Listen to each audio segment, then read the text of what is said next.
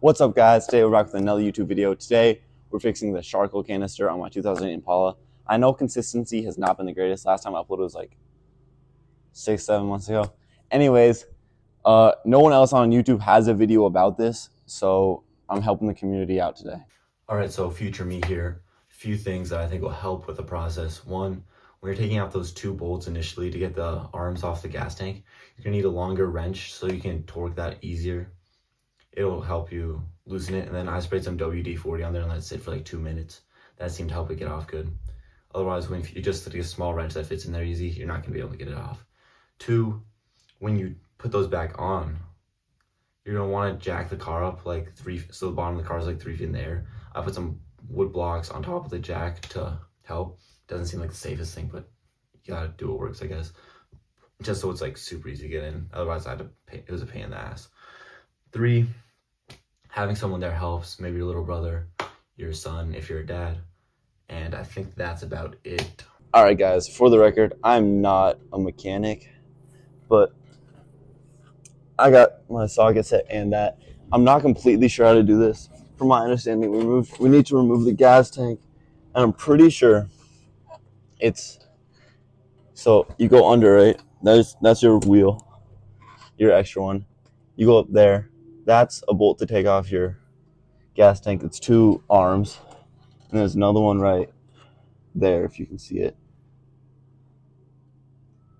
All right, once we remove those, I think the gas tank should drop, and then it should be barbecue chicken. And I think we might need to remove this thing too, this hoe. All right, guys, next day, I did a little bit of off-camera stuff. I got busy yesterday, I forgot to record.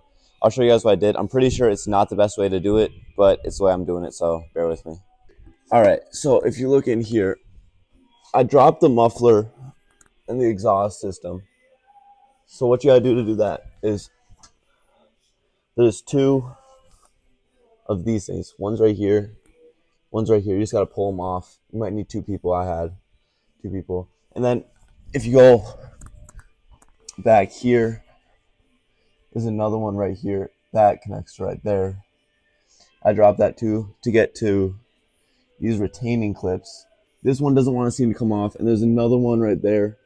But all you need to do is just get a pliers and pull them down. That's what I did for the other 2, which are right over here and here. They dropped them so you can't see, but they're pretty easy to find. So those should be easy.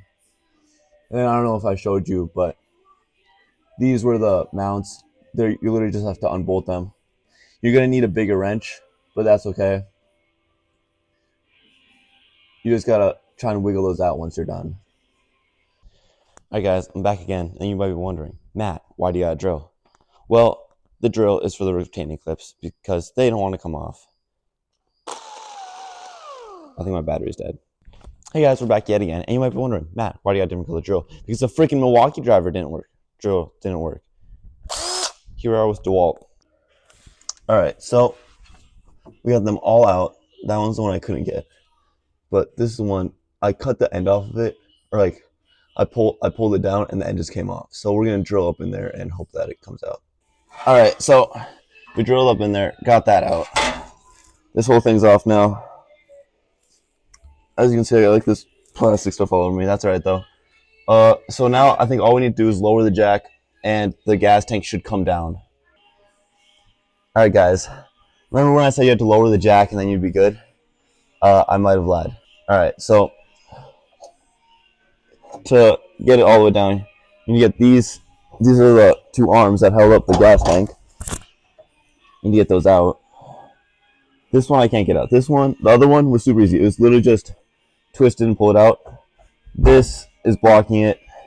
If you had, I don't know what they call them, the hydraulic jacks that lift the whole car from there, this would be super easy. But right now the floor is preventing this from doing anything, so I'll let you know when I get it out. So I got it. It's literally just a lot of fiddling around, and eventually you'll get it out. You'll just have to try a lot. Okay, now that you got the gas tank down, you see the charcoal canister. It sits right there. You're just gonna disconnect the hoses and put the new one in. All right, to disconnect all of these, I'll show you in just a second. But this one right here is the very bottom one. Just a clamp. You pull the 2 sides together and pull it off. All right, guys, for this one, you turn this around, press this button, and just pull off. That should come right off. And I'm assuming it's the same for this one. You can feel a button in the back. I can't do this one handed, but you get the idea. It's the same thing. Alright, so I got this disconnected, this disconnected, this disconnected. As you can see, when you're doing it, there's going to be a retaining clip right there. And at this point, you're going to be like, damn, another retaining clip? Just pull straight out, and this one should come out. That's what happened with me. If not, you might have to drill again, and I don't know what you're going to do from there. Alright, then you got this out. I'm kind of curious what's under this tab. I'm going to open that and show you guys in just a second. Yeah, I changed my mind. I can't get it off, and I don't really care that much. Alright, so I might cut out here, so I'll be recording the next few videos from my room with a voiceover. But basically, I took a vacuum to here and I cleaned it out. But then I realized, oops, there's still stuff in there. So I took my hand and I wiped it all out, just like that.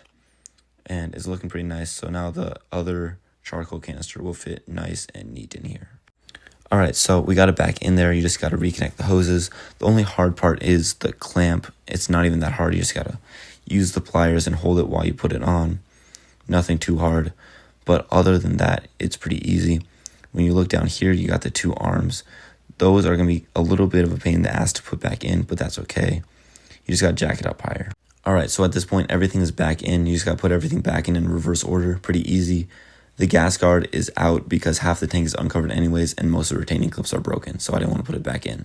Alright, so I'm on the way to the gas station right now to pump gas, because that's the problem with slow fills, and it stops filling every 2 seconds. I'm hoping this fixes it. The engine code didn't clear, which kind of scares me, but I'm hoping it pumps gas because it's the only other thing I could find. I already replaced the vent valve solenoid, and that didn't help at all. So I'm hoping this helps. If it doesn't pump gas, I don't know what I'm gonna do. I'm hoping it pumps gas and I just clear the code. Guys, it worked. I pumped gas. I got 13.5 gallons. That would have took me like 10 minutes before. I have to sit there, pump, 2 seconds off, 2 seconds off, 2 seconds off. It feels so good to pump gas. I know everyone gets that regularly, but it feels good to do it. Last winter, bro, it was so bad. I sat out there for like 10 minutes and oh my fuck, it was so bad. But we get to clear the code now with my cheap ass OBD2 sensor. Oh, it's gonna be good to see that gone. My tire pressure monitor light's on there still, and I kind of want to get that gone, but you can't really clear it because it just keeps reading that they're broken. But I don't really want to replace them either. So, alright guys, that's the end of the video. Fixed it. Still got the code. It says evap emissions when I plug it in. I replaced the vent valve solenoid and I replaced the charcoal canister, so there's not much else I can do at this point.